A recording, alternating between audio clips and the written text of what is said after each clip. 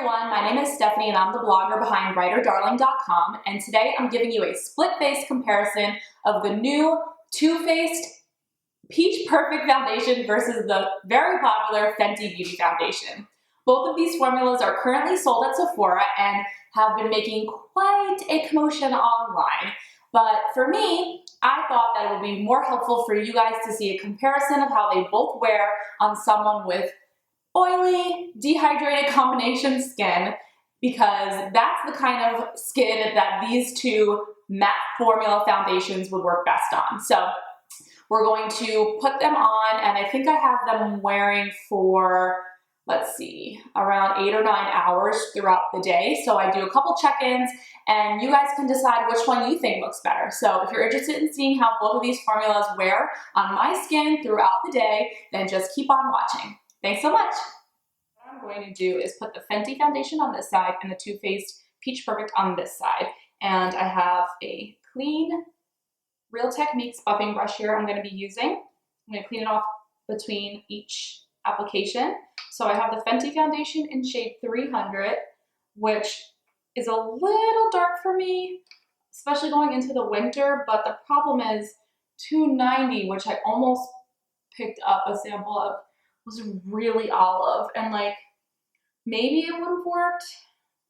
Both shades looked like they would be workable, but I don't know, it just seemed really green. So, okay, so I'm gonna just buff in the Fenty foundation. Now, guys, I've already tried this foundation a few days now. This is gonna be my 4th day of using it, and I'm not in love with it, to be honest. That's why I'm glad I only got samples. I just find it enhances my texture, which I definitely don't need. And my husband says by the end of the day, it looks really worn versus what I normally look like with any of the other foundations I really like. And yeah, so upon initial application, it doesn't look terrible. It covers decently. I'd say it's about medium coverage, definitely buildable. As you can see, I do have some breakouts along my jawline, which is like normal for me. I always have that. So just hormones. So I'm applying just a little more to have it build down here. But overall, I just think it looks really dry, and my skin's oily, but it's also really dehydrated. So kind of dry if you think of it that way. So it does pick up on any kind of bits of dehydration that I have, and it just feels like it's sitting in my pores and really enhancing any texture. So not loving it. All right, so that's Fenty. And as you can tell, it builds decent. That's all I can say about it. It's got good coverage. I just don't love the way it wears at all. So, all right, let's get into the Too Faced. So I'm going to clean off my buffing brush with a little makeup wipe, so everything's nice and clean. And we're gonna go with the Too Faced. Now the Too Faced doesn't have nearly as many shades, but it has similar claims. It's matte, long wearing, good for oily skin. I just find the biggest difference with the texture is this has more of like a spreadable, creamy texture, whereas the Fenty one is a little watery and kind of just like liquid, which isn't terrible. It's not like one is bad or good. I just find that when something has a little more spreadability to it, it's a little more forgiving on the skin. And I use this shade in Sand. It's a little less golden, thank God, because I don't need to look orange, but it definitely is darker again than my face, but it blends in, I think it blends in a little better to my body. It's more of a neutral undertone rather than so golden. So, but like I was saying, this one spreads a lot easier. I mean, I feel like I'm already giving you guys a heads up on obviously which one I like a little better, but whatever, no shame. I do like the Too Faced one a little bit better, but I want to also show you guys the difference in how it wears overall. So like I said, this one just spreads a lot easier. The coverage is extremely similar. It's medium, buildable. Sits on the skin a little nicer. It's a little more forgiving on dryness or texture. I'm gonna again layer up down here because these are my problem areas, and we're gonna see how it sets down. So bring it down to my neck because I don't want any lines. Okay. So obviously I have my brows on and my eyes already done, minus just the lower part, but okay. Does seem a little bright on camera. Sorry about that, but here is Fenty and here is Too Faced. I'm going to zoom in so you can see. So this side is the Too Faced Just Peachy or Peach Perfect Foundation, and you can see, let me grab my mirror. It just looks really natural. It looks like my skin, just prettier. It has like a soft matte finish and I haven't even set it with powder yet. And just kind of smooths over any fine lines, wrinkles, or pores. On this side, first of all, the color is a little off, and that is kind of typical with a lot of the colors. They do run a lot more yellow olive, and it seems to just be sitting in the pores, grabbing onto any bits of texture. Definitely a semi-matte matte finish, but just not as flattering on the skin. Okay, so for concealer, I'm going to use my MAC Pro Longwear in NC30. I use this to kind of brighten up foundations when they're too dark. Well, not too dark, but just darker. So if I use this under my eyes, then it will brighten it up a little bit. So, see? I look like a football player now. And I just use a damp beauty blender to pounce that in. Okay, so now we got concealer on. I'm going to set using the Maybelline Fit Me Matte and Poreless, and I use this in shade 220 Natural Beige. It's a little lighter. I like to use a little bit of a lighter powder because I find powders can oxidize a lot. So I don't like to use a powder that is close to my skin tone, because then when I put it on in like an hour when I'm oily, it will look orange. So I am going to set just in the places I get more oily, so the center of my face. I'm going to try to leave like the bottom part of my face alone, like down here. So you guys can kind of see how it goes. Okay. Then I personally like to put highlighter on first, because then when I find when I put bronzer on and blush, it looks more like blended in and natural. And I'm using Becca Opal. Mine is cracked and hit pan, so it's a little messy right now. So, and because I'm oily, I don't go too crazy with highlighter.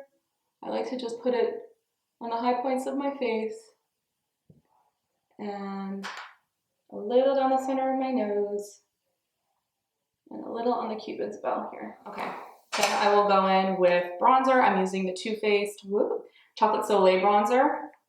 I love this bronzer. This is, I think, my third, and obviously it's well loved. So I'm not going to put on too much because obviously this foundation already is a little deep, but this is just normally where I throw on bronzer. My face is pretty round and I have chipmunky cheeks, so I like to put on bronzer to give me some dimension and also to hide double chins. Because even when I'm thinnest, I still have like a little baby like under my chin thing. So lastly, I'm going to use MAC Melba Blush, one of my favorites. It's a matte peachy pink, really pretty, everyday kind of a blush.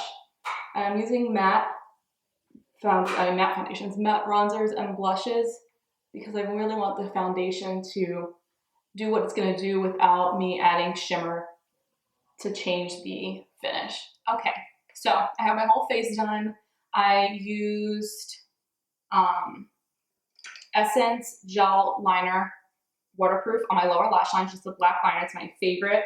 It's from Ulta. It's like $2.99. And I smudged it in with just a plain matte brown shadow from this Tarte palette that was out for Christmas last year, I think.